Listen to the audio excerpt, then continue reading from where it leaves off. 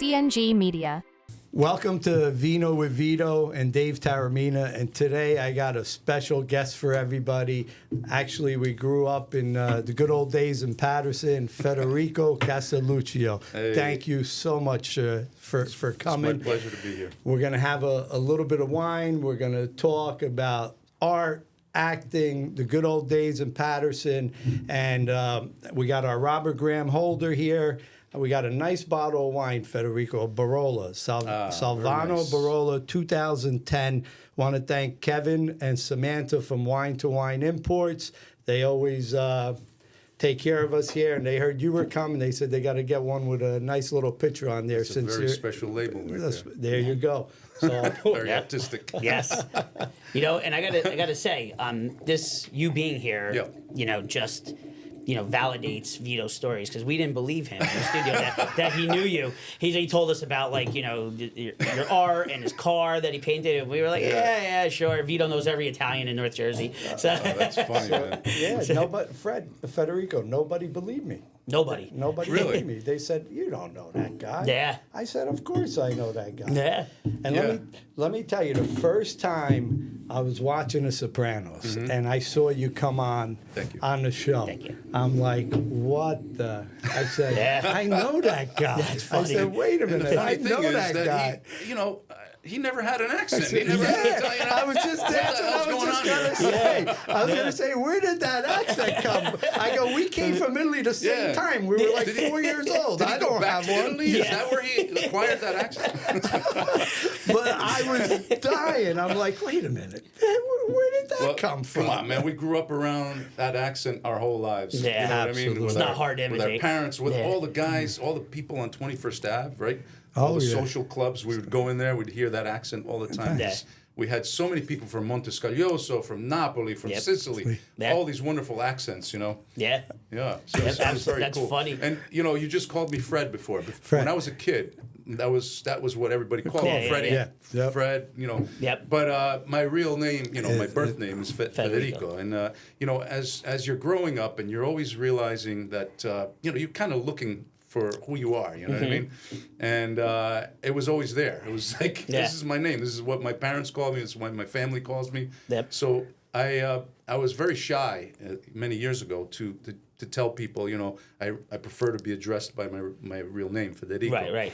And so eventually it just caught on, and you know what I mean. It is, But just it's Fred, nice yeah. of you to call me by my preferred name. Yes. There you go. There you go. Well, that was in the show notes. Vito said, "Listen, if you call him Fred, he's gonna strangle you with the mic." No. It's interesting because when someone calls me a name, like Federico or Freddie, that was it brings me right back to my old neighborhood, Yeah. and it tells me that it's somebody that knew me from many Yeah. years ago.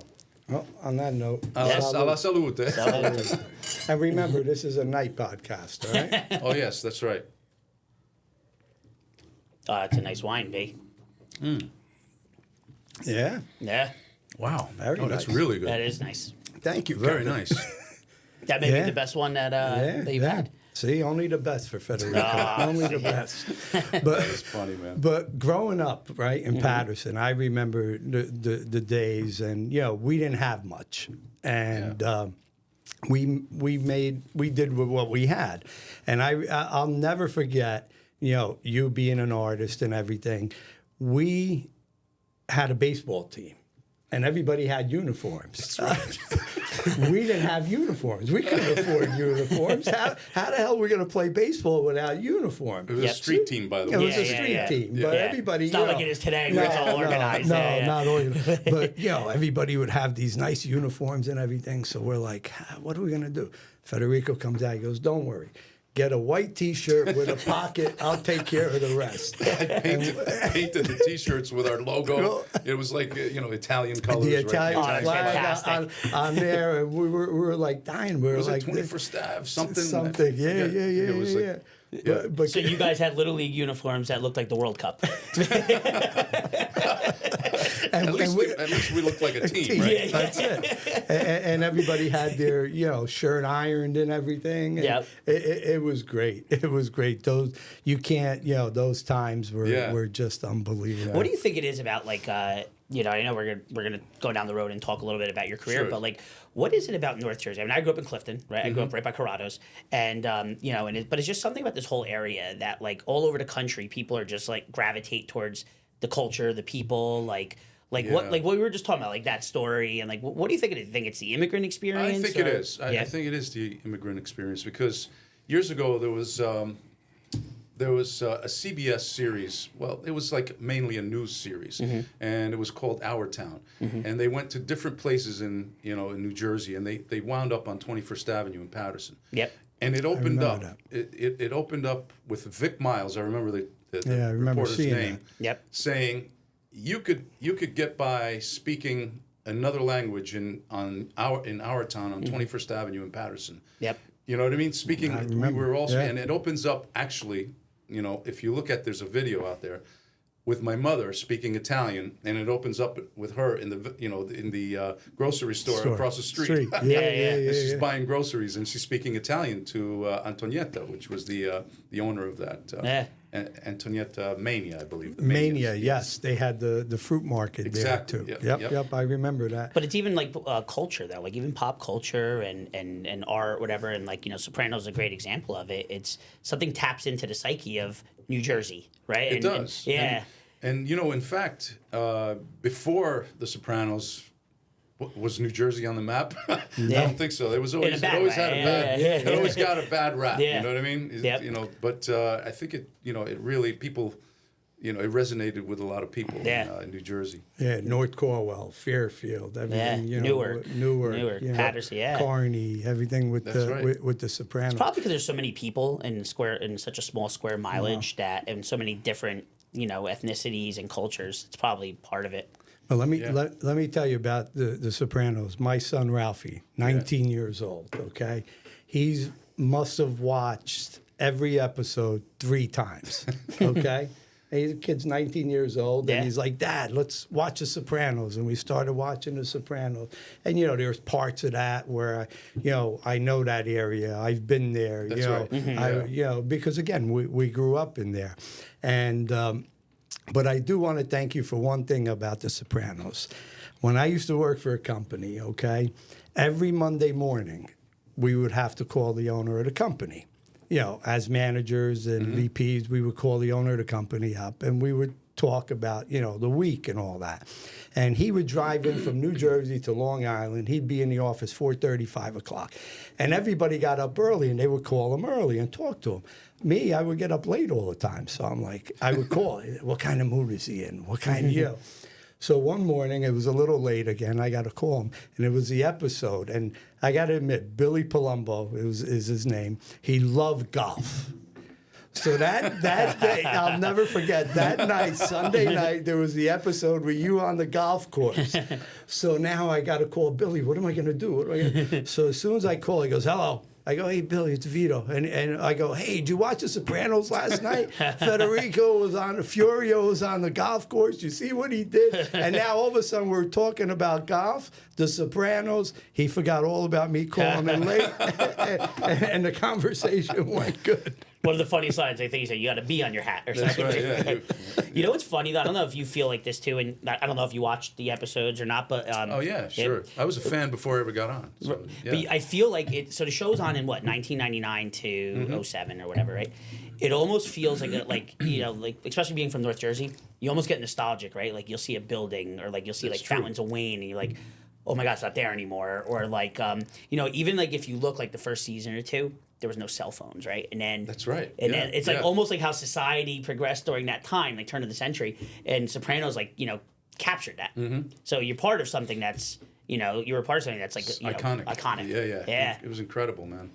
I as I said, I was a fan before I ever got on. When I saw the first episode, I was like, oh my God, we grew up around these guys. We knew it's about New Jersey. Yep. I was an actor. I was knocking around for something like 10, 12 years prior to The Sopranos. Yep. And you know, my girlfriend at the time, Stephanie Norwood, she was a model transitioning into acting. She calls me up one day from the city. She says, "Hey, you know, I'm looking at Backstage, which was an industry paper, and it shows, you know, what new shows are coming up, what new television or films." And she says, "There's something that you'd be right for in this." And I said, "Well, what is it?" She goes, "It's called The Sopranos." I'm like, "Oh," I said, "You know, I don't sing. You have to have an I can opera? hold a note." I mean, she goes, "No, no, no." And then she tells me all the people that are in it. Vinny Pastore, I knew him because we had done a play together. You know, Michael Imperioli, who's a wonderful actor. We used to run across each other in the films theater circuit. Sorry, Yep. And James Gandolfini. A lot of people didn't know who he was. Yep. But you know, as an actor, you look at other actors. You know what I mean? And you know, I saw this guy in Black Box Theater, on Broadway. He would always make an impression, and also in a lot of supporting roles in different films. Yep. And you know, I said, "Man, this guy's an incredible actor. This must be a good project." So I called up my agent, and he says, "I already submitted you for that." So when I saw the first episode, I was like, "Oh man, this is incredible. This is like something that I've never seen before on TV." And I wasn't a guy that watched series. You know, I had to be there to watch a series. And so when this came on, I said, "There's nothing ever that I've seen that's like this." The writing was very Amazing. Was very deep. It had so much. You know, there were so many layers to this. There's substance to it. Yeah, there was a lot of substance, and the acting was phenomenal. So there was finally this audition comes up, and I told my agent, I said, "Listen, I don't want to do any under 5s and under 5 lines, meaning, you know, you go in there for a day and you're done." I said, "This seems like a really important thing. I just want to see. Would like to get an audition that has maybe 2 or 3 episodes, you know, like it with a small character arc." Right. And he sends me this thing. I was excited. I read it, and it's Johnny Sack. I'm like, the New York boss. I'm like, wait a minute. It says a John Gotti type. Yeah. I had long hair. You know, I was 34. John Gotti was like in his 50s. And I was like, man, I said, "Bob," I said, "this is not me. Yeah. This is like, I mean, look, I mean, I can audition for this. It's always good to audition. But, you know, I don't see myself." He goes, "Well, listen, I sent your picture in and your resume. They want to see you." I auditioned, got a quick call back, and nothing. Crickets. When I saw who they got, it was Vince Curatola. That guy played that role brilliantly. Oh, yeah. Yes, he I did. said, that's who I would have cast for Yeah, that role. yeah. You know? Yeah, definitely. That's amazing. Yeah. Yeah. Now, when you ended up getting the role of Furio, and like you said, we grew up with these guys, Yeah. right? So I'm saying to myself, I go, did it bring back memories to you, you know, as a kid, where, Of you know, course it did. did you Yeah. ever, you know, go back and, you know, talk to the guys in the neighborhood? I did, just to actually. get some pointers. No, Hey, no. am I doing actually, it right? No, I went back. No, the reason why I went back to my old neighborhood on 21st Avenue in Paterson is because I wanted to listen to, these guys were from Naples, you know, they were from Avellino and Naples, so there's a very specific accent. Yeah. So I was born in Napoli. My father had that accent. So I would listen to certain words that he said. Then I went back specifically to listen to the guys that were from Naples and the way they spoke Italian. And, you know, the inflections were different, and some of the words were different than someone, let's say, from Montescaglioso. Or from Sicily. Or it's from different, Sicily, yeah. you know? So, you know, like, for example, my father would always say, you know, when I would say beautiful, the word beautiful on as Furio, my father always said, beautiful. You know, beautiful. You know, so he would always extend that. Yeah. So that's what I brought in. So there's little nuances that I worked on when I was working on the accent for Furio. And let me tell you, it was an amazing accent. Yeah, that was a good. That was right. That was spot on. It was Yeah. Thanks. spot on. Spot Who on. besides? I know James Gandolfini was from North Jersey, from Bergen County. Yeah. Who else was from North Jersey? Was anyone else? Vince Curatola was. Okay. His family was in construction. Yeah, there were several people actually. Ginny Sack, I think she was from Jersey as Okay. well. You know, and let's see, there must be several other people that were from Jersey. at the time. Is David Chase from Jersey or no? He is. He is, right? I think he was from Newark. Okay. Yeah, Yeah. I believe so. I believe David was, from Newark. That's probably what made That's the show. where, and that the Vesuvio was actually an actual restaurant. Oh, really? Yeah, yeah. It was Oh, an wow. actual restaurant that was in Newark and burned down and stuff. And so a lot of there's a lot of realism from in their writing. Right. The writing is deep too. Like I was watching a scene. It was between James Gandolfini and Dominic Chianese, and they were just sitting on the couch and they were just talking. And I was watching it on TikTok, and like you read the comments and people recognize like the writing is deep. Like just the conversation, Yes. like that is like you have to, not that you have to have an eye for it, but it's like wow. Like like that was some deep writing. It's not just on the surface. No, absolutely. Yeah. No, they did an amazing job with the Sopranos, the writing, the actors, and Location, location, Yeah, and David all Chase that. brought in some really wonderful actors, and I mean actors, but also writers. Yeah. And they became producers on the show. Robin Green and Mitchell Burgess were two great writers that went on to do other things as well, like Blue Bloods and stuff. And Terry Winter, who actually created my character. Okay. He created Furio, which was I'll always be thankful for that. Yeah. And now, him creating Furio and you getting out of the show, you got to tell us the truth. Was it because of Carmela? Were they saying you were going to go after Carmela, go with Carmela? That's why you were written off the show. Because you start seeing a little bit of that where Furio's like eyeing Carmela, and I think it all comes down to dollars and cents. Yeah. They were looking to get Frank Vincent on for a while. His quote was big. He had a large quote, and I'm not sure if I ever talked about this on camera before, but we had an event, an HBO event, and Jim Gandolfini, myself, and a few other people. We went down to Little Italy afterwards to have a little meal and some. And there were drinks before, right? So we had cocktails before, and then we went there to eat a meal. So all of a sudden, one of the producers comes in, and Eileen Landris, her name was. She had a few drinks. She sat down next to us, and she said, "Too bad for Johnny Sack next year." And I looked at her. She goes, "Oops, I shouldn't have said anything." So I said to Jim, I go, "Jim, is it true, man? Vince is going?" He's like, "Yeah, it's unfortunate, So he had the short straw, believe it or not. I mean, this is exactly. If you ask Eileen Landris, she'll tell you those moments. About those moments. And so what wound up happening is they struck a deal. They finally struck a deal with Frank Vincent, which brought the New York Boss kind of storyline back in the fray. Right. So, I mean, in order to pay for his, you know what I mean? It all comes down to dollars and cents. So somebody had to go. Yeah. You know what I mean? But they gave me a great season. With working with Edie Falco.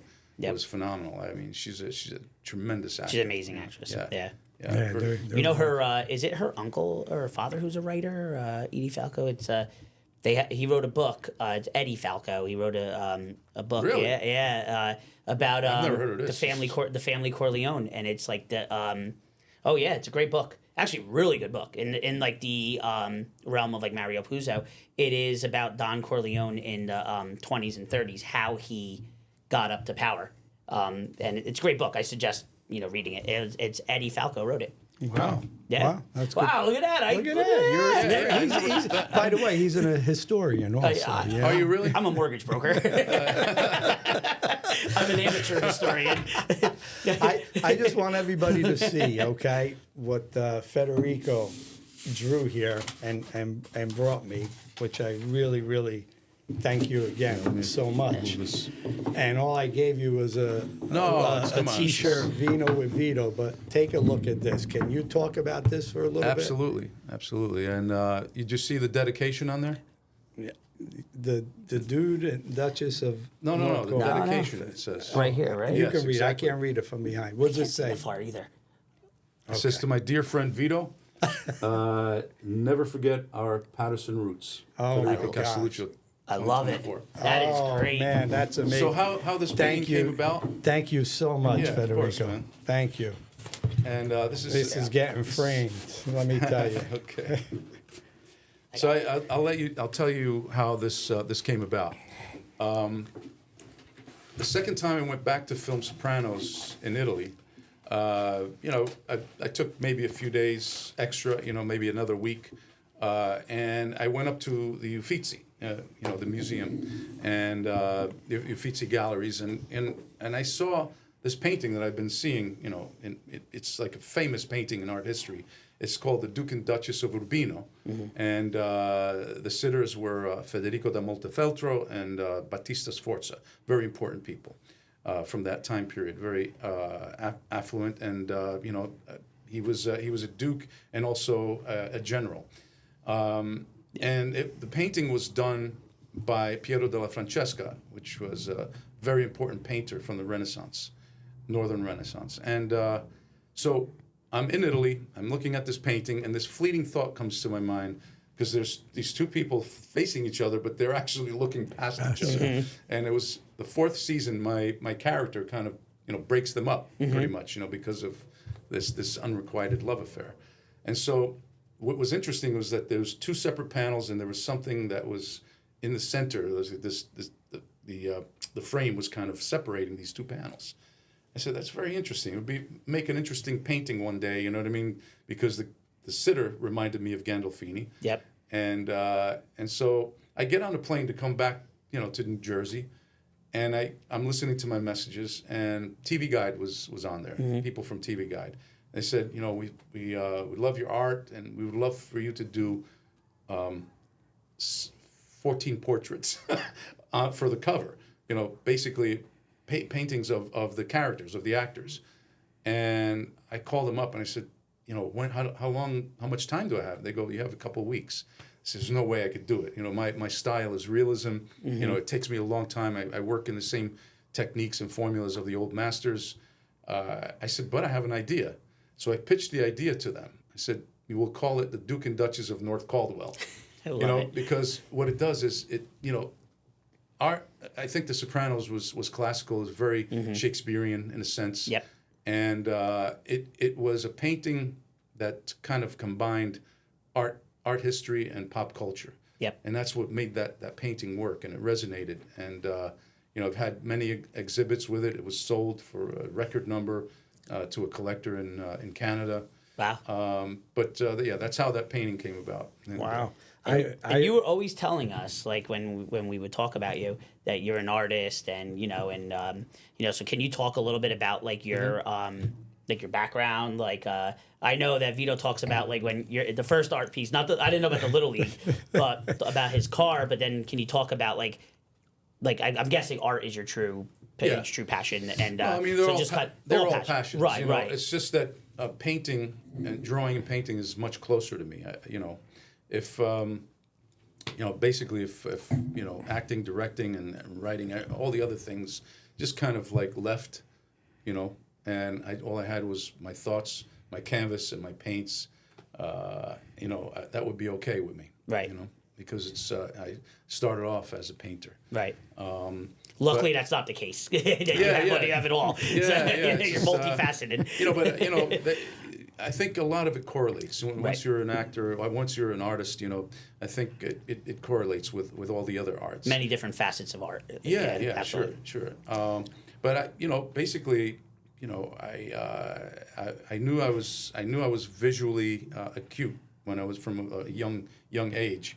I used to get very excited when I saw my sister or my older brothers draw things, you know what I mean? And I was just a little kid in Naples, I came here when I was like 3.5. And so, I only spoke Italian, and after kindergarten, started speaking English. And I always drew. I always drew and painted, from ever since I can remember. Yep. And I was always, when I was in grammar school, winning contests, high school, winning contests in art, and then I won a scholarship at the School of Visual Arts right out of high school, and that's where I earned a BFA, and that's where a lot of things started. And my last year there, At SVA. At SVA, friend of mine was also a very, very talented painter, Anthony Calder. He came in one day and he's like, "Hey, man, I'm doing a monologue." He goes, "I can invite a guest. You want to come?" I said, "Yeah, sure, man." I didn't know what the hell he was talking about. Yeah. But anyway,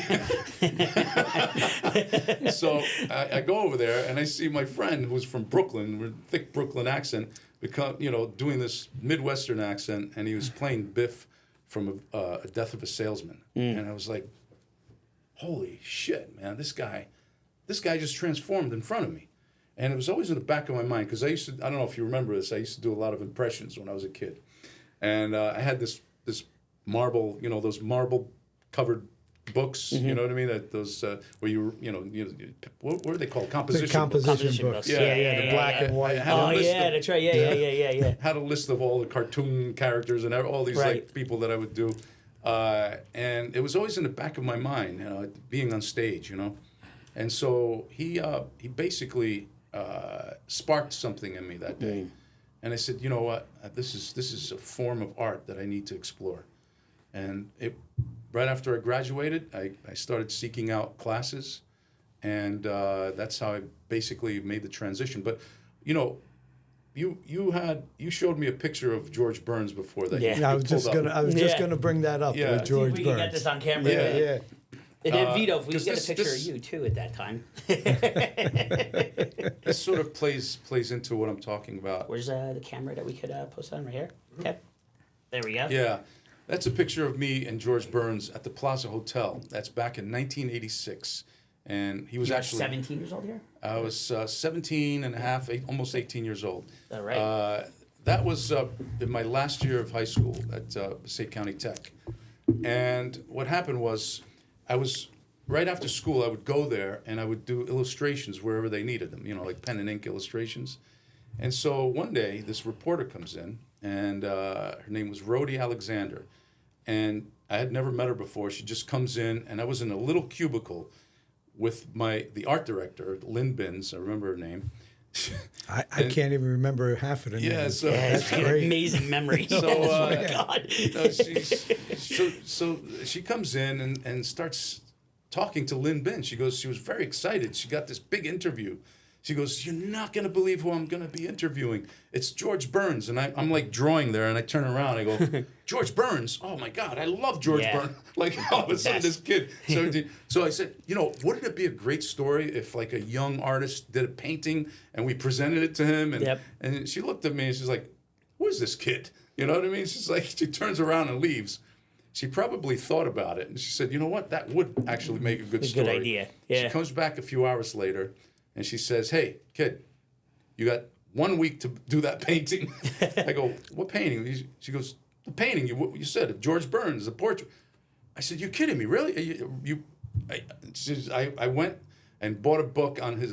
He had a autobiography that came out that year. Yep. Bought the book, read it overnight. The next day, I went to a place called Jerry Olinger's. It was on 14th Street in Manhattan, and they had pictures of every single actor and celebrity that was known. It's not there anymore, unfortunately. But you can get stacks of pictures of different actors. So I said, "You have George Burns?" He brings out 4 stacks. Yep. So I'm looking through them, and I picked out all of the pictures that I wanted. So I did a montage basically of him holding his proverbial cigar. Yep. And then him in vaudeville, the vaudeville days when he was on the show with Gracie Allen. Yep. And then when he won his Oscar. Yep. And so this was sort of a vignette kind of thing that I did back then. And so when we presented it to him, we went there. It was myself and the reporter. He was walking towards the painting. And I was like nervous because I hope I got his likeness and stuff. So I'm looking at the painting, I'm looking at him, and I'm like, holy shit, I got the likeness. And he was there with 3 friends of his from the vaudeville era. And they looked at that and they were like, "Oh my God, you're a genius." I'm like, "Genius? I've never heard that word before." Especially as a 17-year-old kid. And he turns around and he says to Frank Goodman, who was the person who organized that event, and he was also the head of PR at PBS at the time. And he says, Frank, let's do something for the kid. Get his number. Something like that. And Pretty good, George Burns. By the way. George Burns. Yeah, that's pretty good. Gracie Allen. Anyway, so he takes my number. He gives me the card. He says, call me on Monday. And I called him, and I started illustrating. I was doing TV Guide supplement covers, things, before I ever got into college, to SVA. Yeah. So I was illustrating all throughout school. That's amazing. Doing schoolwork, illustrating. Then I remember I got a quick little story when I was at SVA. You okay with? Yeah. Yeah, absolutely. So there was, I was excited about illustrating, because you get to see your paintings printed, on covers and book covers or whatever, and so then of course earning money, you know what I mean? You earn a living as well, and so there was one year there was a painter that I studied under that had passed away, and I went back to the class that that we studied in, and I remember seeing a group of people hovered around this one artist, and I kind of walked into the class, and I looked over and I saw this guy. His name was Brawls, but I didn't know. I called him Brad at the time because I couldn't pronounce. His signature was kind of strange. So anyway, I'm looking and I'm like saying, this guy is amazing. He did a lot of Time covers, TV Guide covers, all kinds of stuff like that. And so everybody's asking him, how much you make for that painting? How much did you make for this? They were all interested in the money. I said, did you use a 000 Series 7 brush on that? And he goes, yes, I did. Then I said, well, was that wasn't a cadmium red. That was. So I'm asking him all these you went technical on questions, And he's like, he finally looks up at me. He goes, hey, wait a minute. He goes, are you in my class? I said, no. He goes, well, I'm not answering any more of your questions. He goes, if you want, get in my class. And then, so I go down to the registrar's office, and then they're like, oh, no, they're overbooked. This guy was really on top of his game at the time. Yeah. And so I said, damn, man. So I run into him on the street with my friend Stu. We went to school together. We went to high school and then went to SVA together, Stuart Suchet. And I see him. I said, hey, Stu, there's that guy, Brad. So he's on the street. He's walking past me. So I go, Brad, and he doesn't turn around. I go, Brad. I go, Brad. And he turns around. He's like, have you ever heard of a Brad from Holland? I'm like, no, it's Brault. I said, all right, Brault. I'm sorry. I said, hey, Brault, would it be all right if I showed you some of my work? I would love to, because he goes, well, come to my drawing class next week. So I go to his drawing class the following week, and I had illustrations and paintings that I was doing at the time, and I was still a student. So I go to his class, and he says, okay, just wait over there for a minute. And for a minute, he went to every single student in the class. And then he finally comes over to me. He's like, okay. He goes, let me see what you have. So I take out the first painting. And he's like, wait a minute. He goes, are you a student here? Or are you a teacher or a student? I said, no, I'm a student. He goes, let me see some more. So I start taking out. He stops the class. And he says, everyone, come here. He goes, this is a student in the class, in our school here. This is the kind of work, this is the professionalism that we're looking for here. And, and so the following, he invited me to the class I wanted to be in because I wanted to learn from him, Yeah. The following week, he invites me to his painting class, that's where I wanted to go in the first place. And he offers me something. He says, I would like for you to be my paid apprentice. Wow. I said, really? I said, well, I have to think about that. Yeah. He goes, what? I said, no, I'm turning the tables on him. I said, well, I have to think about that. And he goes, what do you have to think about? I said, well, I'm illustrating, as I told you. I'm doing my own work. I'm doing a lot of school work, humanities. I said, I've got tons of stuff to do. I don't know if I could take this on. He goes, well, if you can, I would really, really, appreciate it. And I think we could work well together. So I did it. I added that to my repertoire, and it was Only a guy from North Jersey would negotiate an opportunity of a lifetime. I love If it. he was I from love Wisconsin, you would be like, I'll pay you to do it. Yeah, let me pay you. Let me pay Well, you. you know what? I wound up doing a lot of painting. I got a funny story too, and if Brault sees this, he's gonna know. You know, we became very, very good friends over the years, and you know, I remember him. You know, he couldn't handle a job for I think it was National Geographic, and I wound up doing this book, this children's book. It was great. It was a great paying job and everything. It was really cool. So he kept wanting me to go back, you know, to help him because he had so much work at the time, and I just couldn't do it, and he respected that. But you know, years later, he realized. I told him, I said, you know, the illustration world is changing. I said, computer graphics are coming in.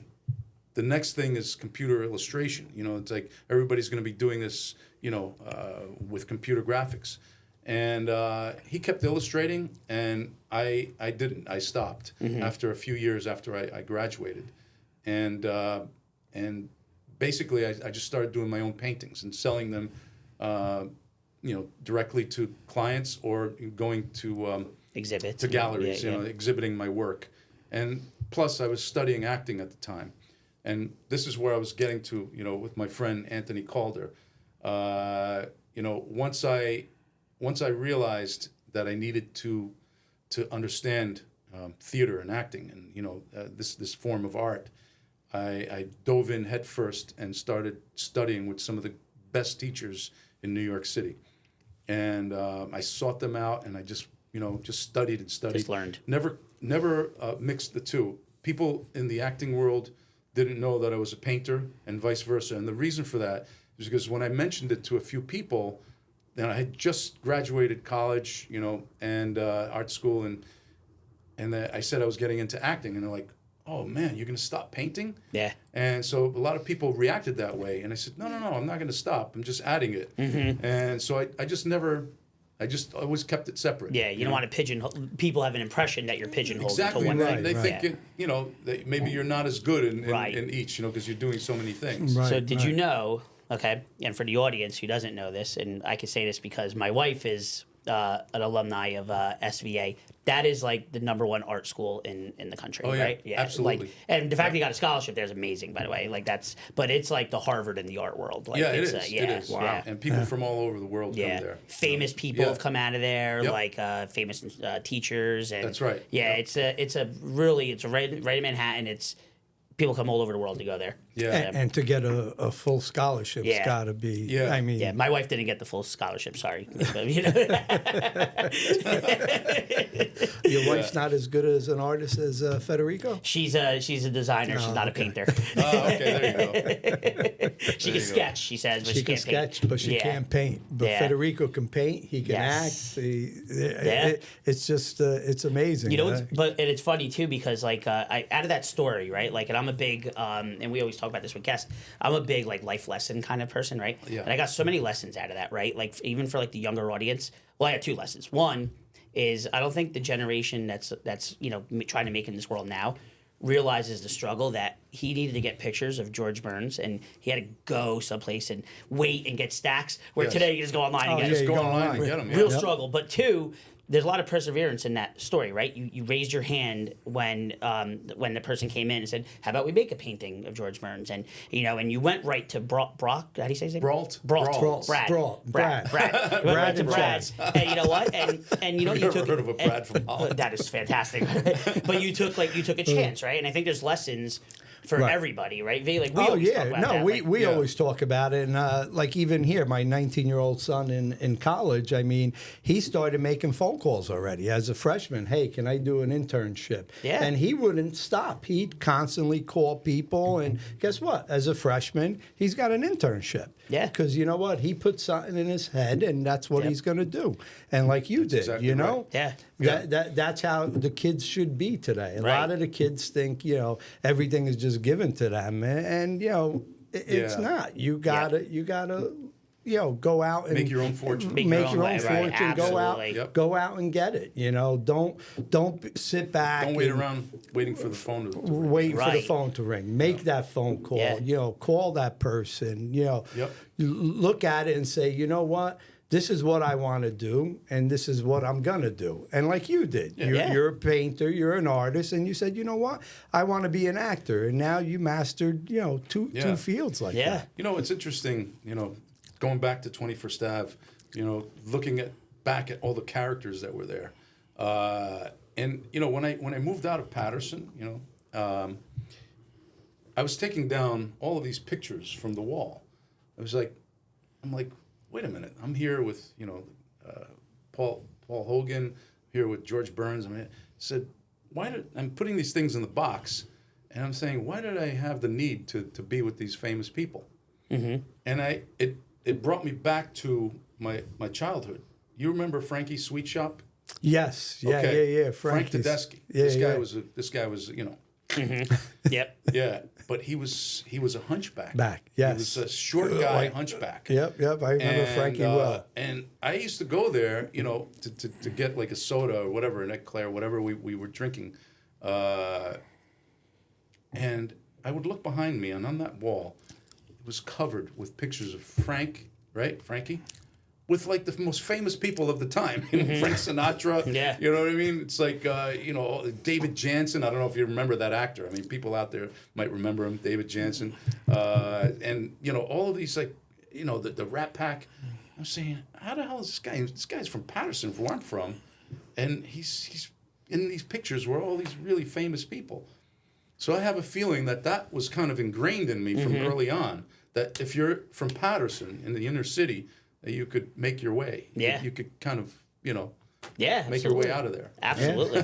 Yeah. And you did. Yeah. Hard work, keep plugging absolutely. along and saying, you know what, I'm not sticking around here. I'm Yeah. going to go out and, grab it and get it myself. And Well, look, can I tell you a quick story that kind of relates to this? Mm-hmm. When I was studying acting, right, just in the very beginning, one day I come home and I turn on the news, and I just catch the tail end of this news segment. And it was Crocodile Dundee 2. And they were casting for this big scene. They were casting extras for the big scene. Mm-hmm. And so she was interviewing the casting director, but I didn't catch the casting director's name. But I caught her name. She says, "This is Joyce Shank, signing up, blah, blah, blah, in Long Island." I'm like, "Joyce Shank," I said, and she was either from NBC or CBS, one of those major networks. So I got the number to the station. I called up and I asked for Joyce Shank. She was actually there. Yeah. So she comes on the phone. She goes, "Who's this?" I said, "Well, my name is Federico Castelluccio. I'm a budding actor, and I saw a beautiful segment that you did yesterday, flattering her." Yeah. She's like, "Which segment was that?" I said, you were interviewing a casting director, but I didn't catch his name. She goes, "Oh, that's Riccardo Bertoni from Navarro Bertoni Casting." She goes, "Do you want his number?" I go, "Yeah." "Oh, I'd love his number." See? "Yeah, thank you." And so she gives me his number, and so at the time, I knew that you needed a headshot, right? I didn't even have a headshot, so I got a headshot done, and it was like this very dramatic, like one lighting and one sort of lighting and shadow on this side, long hair. It was like Vito's first realtor card. Yeah, probably, yeah, exactly. Which I'm sure it was, right? Definitely very, was. very dramatic. So Hey, we had to sell I houses. put whatever BS I had as a resume at the time, mainly art stuff and whatever little acting I did or theater. So I had that on the resume, and I decided I was just going to go in the city and cold call this guy, And so I found the address and everything. And at the time, we didn't have cell phones, so there was a phone booth on the corner. So I called the number, and he answers, "Hello, Riccardo Bertoni, Navarro Bertoni." I hung up. I'm like, okay, so he's there. So I go up. That's great. I go up, and it was this kind of railroad kind of office. It's like, pictures all over the place, a desk over here, and he was at the end. And he was like writing, his head was down. And I opened the door, and I'm looking in, and I see him at the end there. And I go, Mr. Bertoni? And he's like, yes. He doesn't let me look up.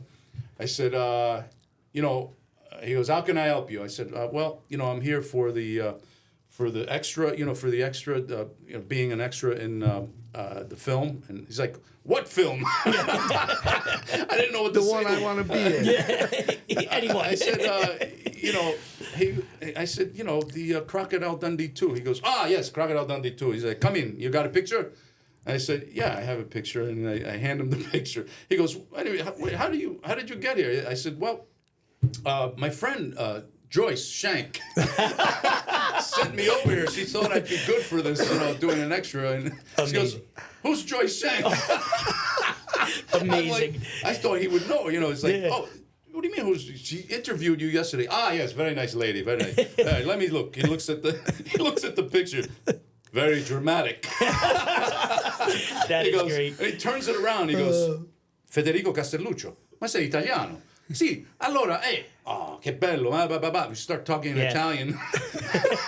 He gets up and he goes over to he looks in the folder. He's like, okay, you come in on Tuesday, you work on the film. I'm like, holy shit, that easy? That easy? I couldn't believe it. I was like, you want me to come? He goes, yes, you come. It's like, you know, I give you the number, you know, they give you the, so I worked on Crocodile Dundee 2 as an extra. Really? Oh, It was my very first time on the set. Wow. Now listen to this. The story doesn't end there. I go back to the set. I only worked one day, right? And it was raining, and oh my God, it was horrible weather. We were outside. I could see myself in the scene, you know. It was like, and they said specifically, you know, the AD, the assistant director, said, the camera's right here. Just look around, like, you know, you're coming in to save, you know, the day or whatever.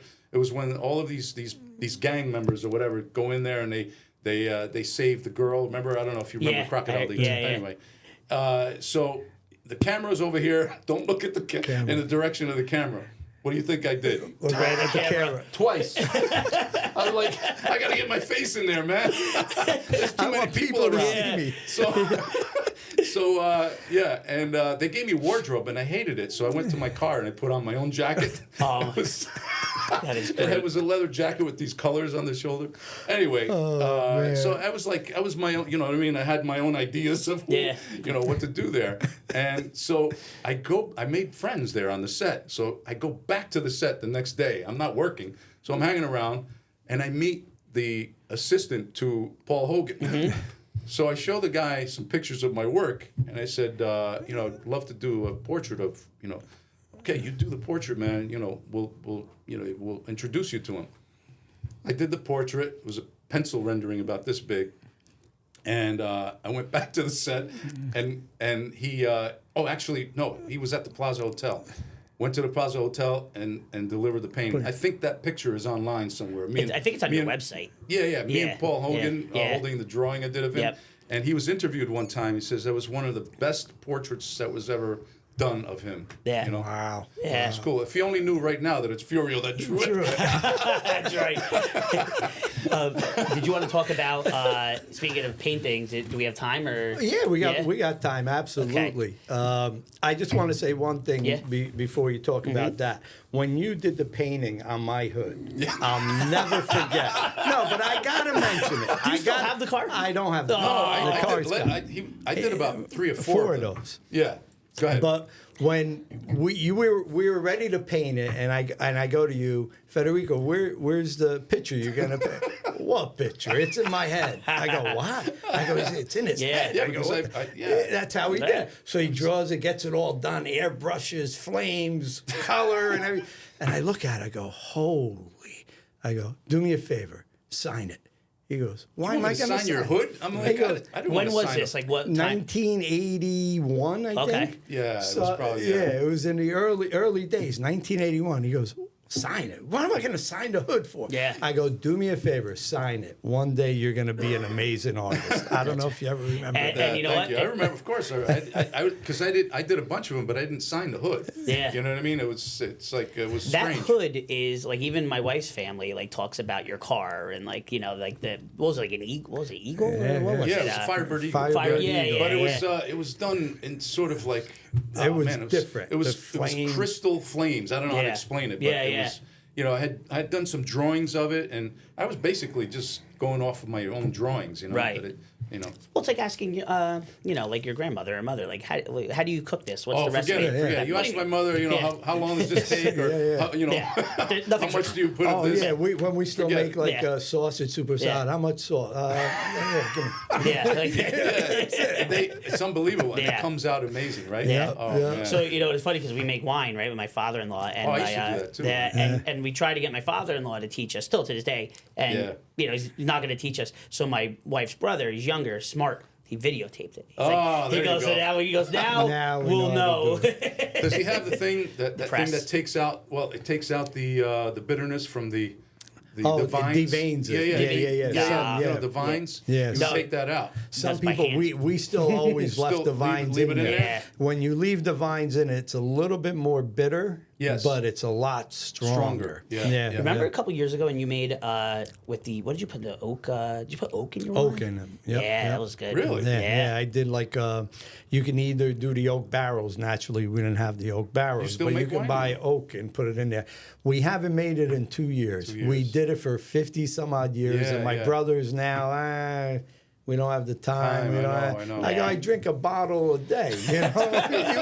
We need to make the We need time. to start making it. we had a guest on here a couple weeks ago. Made his own wine. That's good. Thank you. Federico, And some more? Sure. Thank you. he made his own wine. He was a real estate investor. Oh yeah, and, remember that? That's good. Thank you. And his wine was so strong. Halfway through the interview, really? Oh, yeah. I think Vito forgot what he was asking him. Oh yeah, He was like, "Oh, gira testa." yeah, that one was strong, Nick. That's I funny, remember man. that. Yeah. I was like, what the? I was like, "Oh man, we got to cut camera." So, yeah. It was strong. It was very. It got me very too. strong. I know. Really? Yeah. Some of the homemade wines, man, are just like, Yeah. We every time we'd make our wines, and we'd always use the same recipe every time.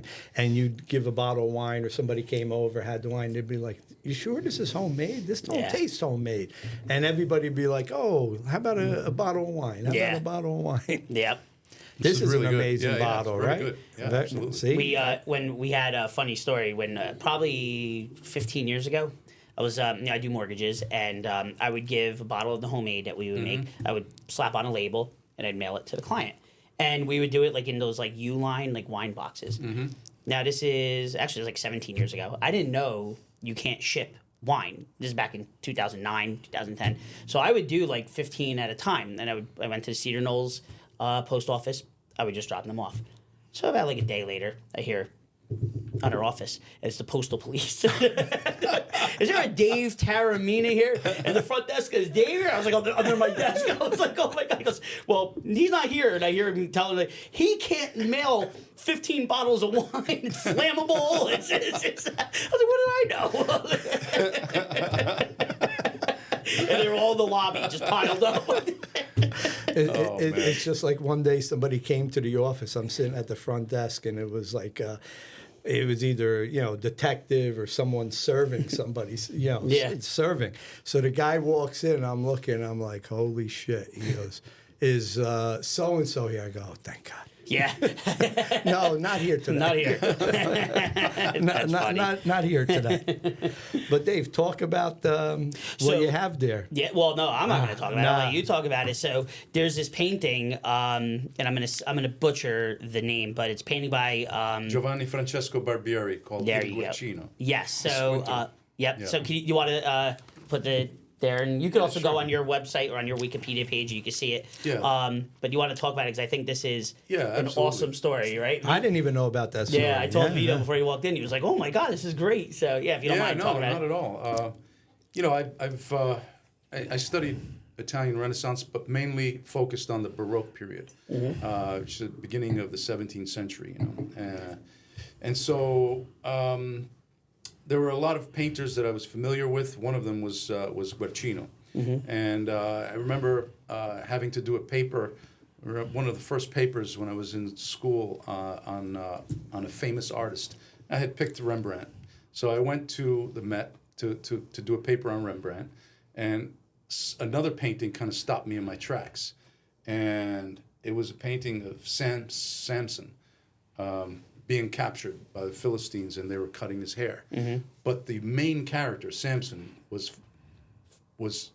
was facing away from the viewer, so you just saw his back. It's like, and I was like, what's this all about? And I looked at the name, and I'm like, Guercino, Giovanni Francesco Barbieri, Guercino.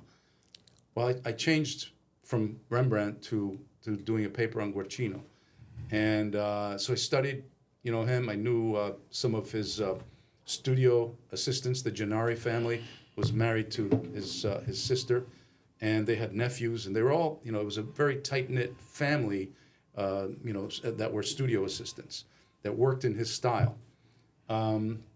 So, over the years, I would always go, if I was in Italy or wherever, I would always go to a museum and seek out his paintings, or churches, cathedrals in Italy.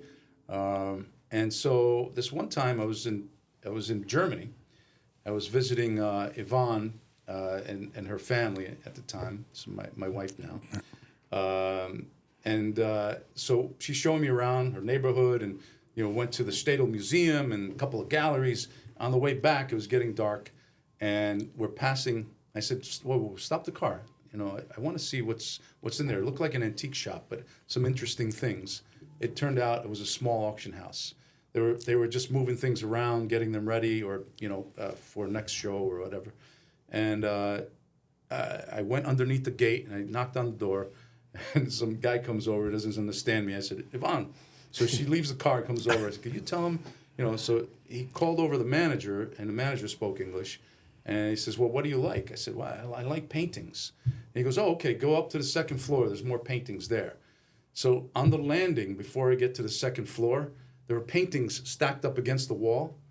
And I saw, from the corner of my eye, like the top of this one painting. And I said, "I've got to come back and see that." So the guy comes up, he goes, "You see anything you like?" I said, "Well, there's some interesting things here." There was nothing there that I liked. So I go back downstairs. Yvonne said, "There's a Saint Sebastian there. She knows I like that subject, I said, "Okay, that's the painting I was going to look at." So she's standing right next to me. I pull the paintings forward. I looked at the painting. I'm like, "Holy shit." I said, This is by Guercino." She says, "What?" I said, "Shh, quiet." I said, "The guy is right down at the bottom of the stairs, the manager." I said, "Excuse me, can I speak to you for a second?" So he comes up, and I said, I wanted to know what he knew about it, because this is stacked up like any other painting up against. I said, "What can you tell me about this painting? I like it, And he goes, "Oh, it's 18th century." He was 100 years off. It's 17th century. He's like, "It's probably Italian." That he got right. And he said it's been cut down. And I'm thinking, this guy's an idiot. Well, I don't want to say he's an idiot, but he didn't study the painting. He just assumed it was cut down. Okay.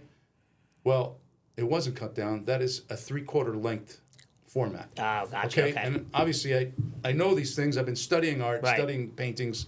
The fact that he said that, it was strange. But anyway, so I said, "Okay." He said, how much is this? He's like, 1,000 to 1,500 euros. I said, "All right, cool. Can I buy it tonight?" He goes, "Oh, no. 1,000 to that's the estimate. You have to come back for the auction." I said, "Oh." I said, "When is the auction?" He said, "In 3.5 weeks."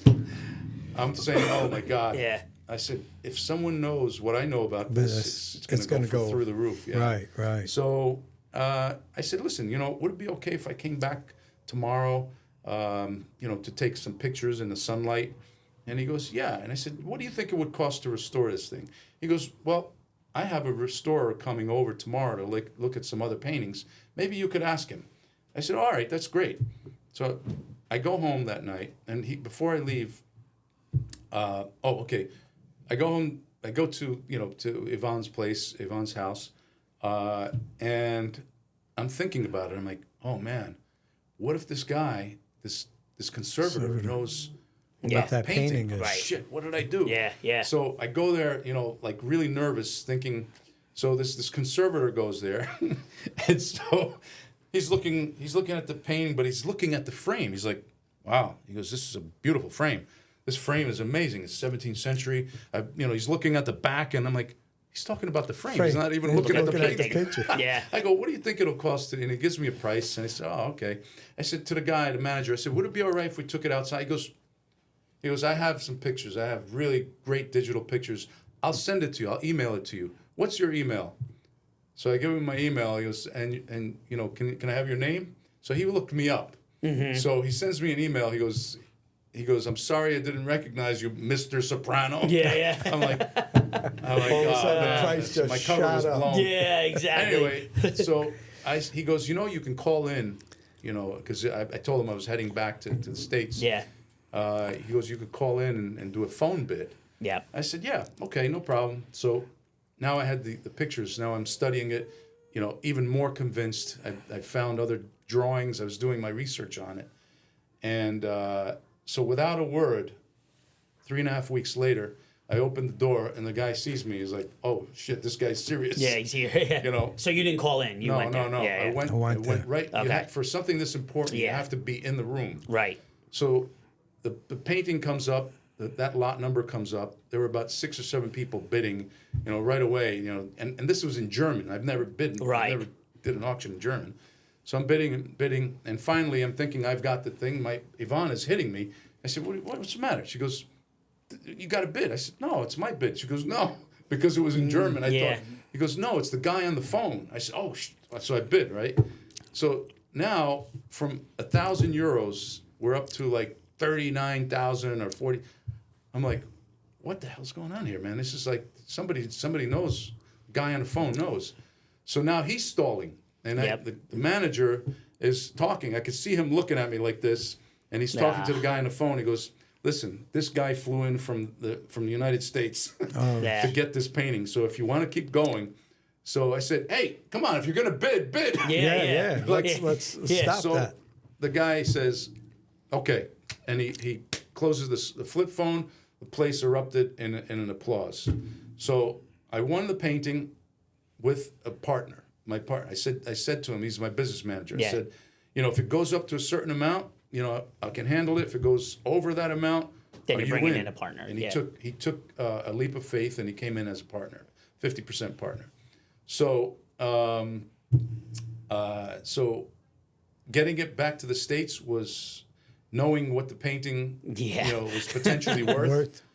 We could only, not to raise any flags, we could only, you know, put on it what we paid for it. Yeah. You know what I mean? As far as the insurance, Right. you know? So we created it and got it safely to the United States. Since then, it's been accepted by all the world experts. It has been viewed 6 months in Torino in a major exhibition on the subject of Saint Sebastian. Then came back to the States, and it was at the Princeton Art Museum for 6 months on display there in a special exhibition. I gave a talk. I was a panel discussion with one of the experts, David Stone, and one of the other people that was organizing that exhibition. It has been accepted also, and it's been included in the revised catalog raisonné on the artist, Wow. which it's completely vetted. You can't. You know, Right. it's a There's no doubt. discovery. It's Yeah. been lost for hundreds of years. And this guy in Germany had it. Had it. It's Yeah, worth and- it's worth about 40,000 euros now. Coincidentally, that frame is worth 20 million. Well, what did 68,000 euro you paid for it? We paid about close to 70, 70. but and we've put a lot more work into it. In the cleaning and restoration. Doing restoration on the frame itself. The research, flying back and forth to Italy. There's tons of we've got several 100,000 into it. And what's the value of it? Well, ArtNet valued it at 10 million, but we feel the correct value is between 3 and 5. Okay. Yeah. Talk about best. That may be the best investment we've had on the show. That's right. That's right. Not these houses. I should go with art. Yeah, you should My go- son always said, Ralphie, Dad, let's buy art. Let's buy art. Now I know why he wants to buy Art art. is a very good investment. Yes, I'm it telling is. you, man. Well, and he knew that from SVA, like in studying and just being. So why can't my wife, with her degree from SVA, Buy find a art. painting like that? All right. Why can't she buy Why can't art? she find art like that? Oh, my Now gosh. I wonder. But I've made many other discoveries as well. And if I see something at Sotheby's or Christie's and they don't see. Sometimes they have so many paintings in a sale that they just don't have the time to research everything. So sometimes something will go Fall through the sort crack. of, Yeah. you know, It happens. unnoticed, you know, and they'll say school of or Right. studio of. Meanwhile, you know, you're looking at the authentic quality one, and the yeah. brushstrokes, and you know, you can see that's a masterful piece. You know, I've done that several times, and you know, maybe bought at Sotheby's, it's resold at Christie's, and vice versa. You think that guy at the auction house found out who you were and jacked up that price a little bit? If he didn't find out it was you, you think you would have got it for Maybe. less? Yeah. Could be. Yeah. But I found out that it was actually, I became very close friends with the conservator that came that day. Yeah, yeah, And yeah. we're still very good friends. He and his brother is a conservator in North Carolina. Okay. So he told me that it was a gallery in London, and you know there was a British guy that really brought this painter to light in the 20th century. His name was Dennis Mann, and Nicholas Turner, who was one of the experts and scholars that wrote a beautiful report accepting it as by Guercino's hand, was a student of this guy who brought, you know, of Dennis Mann. Okay. So yeah. That's an amazing story. Yeah, man. So I love it's, it. we hope that it goes to a museum, because it was lost for so many years, Right. you know, in private collections, and now it's been brought back into the proper place in the artist oeuvre. Right. And now, you know, we would love to see it go to a museum. Where's it now? Right now I it's don't in know. storage. It's okay. I thought it was at a No, it's museum. a, you know, Okay. we Yeah, use, yeah, yeah. It's we use in- Christie's storage. Oh, I thought it was in a pod on Route 46 in Fairfield somewhere. Is it a Did you hear that, self-storage? everybody? It's a self-storage on Route 46. That's funny, man. No, I thought it was at an exhibit or a museum currently. No, That's it's what- yeah, yeah. no, but there's a major exhibition right now in Torino, in Turin, about over 100 paintings by this artist in Guercino. You know. That's amazing. great. That's great. Yeah. So, Federico, what do you think about this? Just sit down, we talk. Oh, it's great. All right. Have a nice conversation. Have a over nice conversation. Un bel bicchiere di vino. Yeah. Bello bicchiere di vino. Yeah. See? See, I know how to speak Italian too, Dave. Not terrible. No, Not terrible. But I don't have the accent like Federico. No.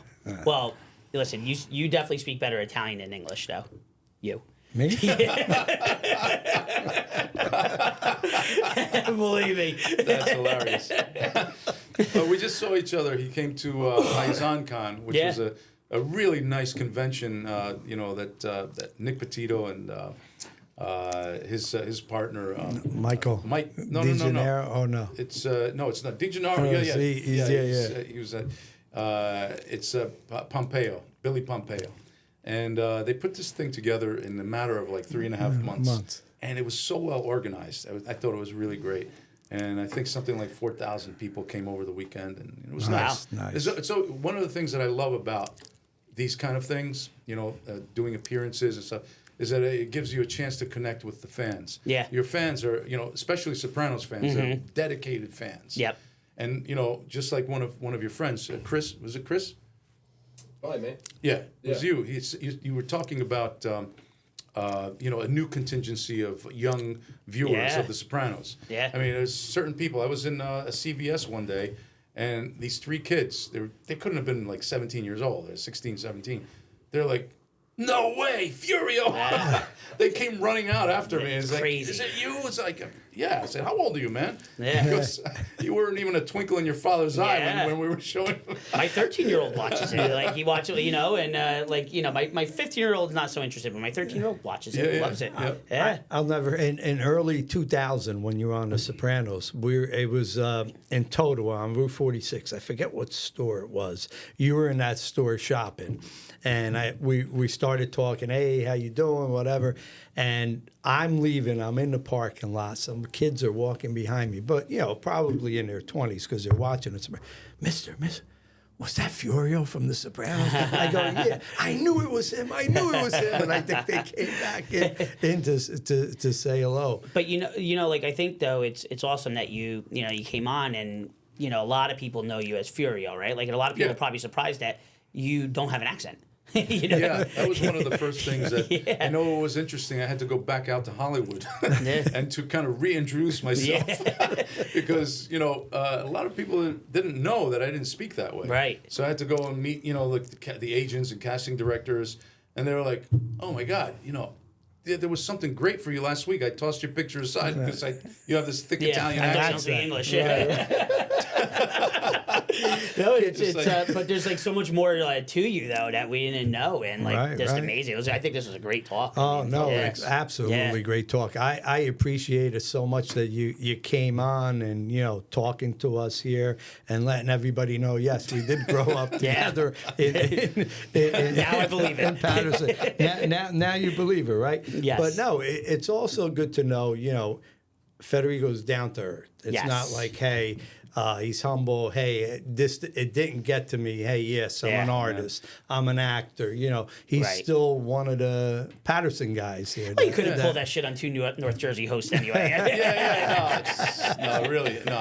No, but No, it's it's true. It's true. Yeah, I've come across a lot of pretentiousness in Hollywood, and that's not. You know what? I don't go for it, man. Yeah. You got to be real. It's Yep. like the East Coast was always known as the theater coast. Yep. And they respected us tremendously out in the West Coast. Yep. And Yeah. so yeah. Is there anything you would like to say to the young people out there? Yeah, sure.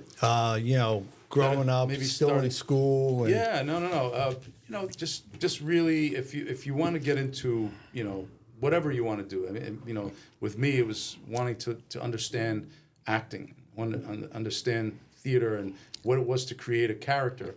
And I knew that I had to study. And a lot of people, just say, "Hey, it's acting. I can do it." Well, if you wanted to be a tightrope walker, Yeah. would you be able to just say you're a tightrope walker? You really have to Right. practice at it. You're going to fall off many times. You're Right. going to make a lot of mistakes. Right. And those are the mistakes that you make is what's going to make you the person that you are. You're going to learn from those mistakes. Yep. So I'm a proponent of really understanding what you're doing. Yep. Studying and getting to know the craft. Yep. Yeah. Good. Do you have any anything you want to plug? Any exhibits? Oh anything? yeah. Well, I'll be doing an exhibit in the fall on these large photorealistic portraits that I'm working on. Okay. And they're in charcoal, pencil and charcoal, and it's gonna. I'll announce it. And maybe you guys can announce it. Oh, for me. absolutely. Yeah, yeah, yeah. Please let us once know. I get Yeah, closer please. to knowing Yes. the gallery. Definitely. I've got a few scenes in a film called Cabrini. Yep. That's out now in theaters. Amazing movie, by the way. Oh. So I didn't see it, but my whole family went without me. Oh, Kids, really? everyone, and they I did. wonder why. I was sick. No, I was sick that night, and I want to go. But I heard it's an amazing movie. So, Yeah, it's phenomenal. It's Yeah. really. When I read the script, I was in tears, man. It was really Yeah. really poignant story. Yep. And so yeah, basically that's what I'm doing. I'm working on a couple of films that I'll be directing, and I just signed also onto a film with a director I worked for in Rome, and his name is Marco Serafini. It's a film called No Way Out, and that is going to be filmed in Sicily and in Greece. One of the main projects I'll be directing right now, the script is with Chas Palminteri, and that one is called The Backyard, and it's a very intense, very incredibly well written. It's probably one of the best scripts I've read in a long time. It's written by Jake Quinn, and he is a former New York City detective. It has a little bit to do with the mob indirectly, you know. Nice. Great. Very nice. Yeah. Very nice. Well, on that note, my salute. wine is done. Yeah. One, Cheers. cheers. Salud. Cheers. You have a little I sip got a in little there. bit of Yeah. sip in here. One day, and that day will come when you need to buy or sell a house. And when that day does come, you need to call Vito Cantuzzi, the godfather of Northern New Jersey real estate.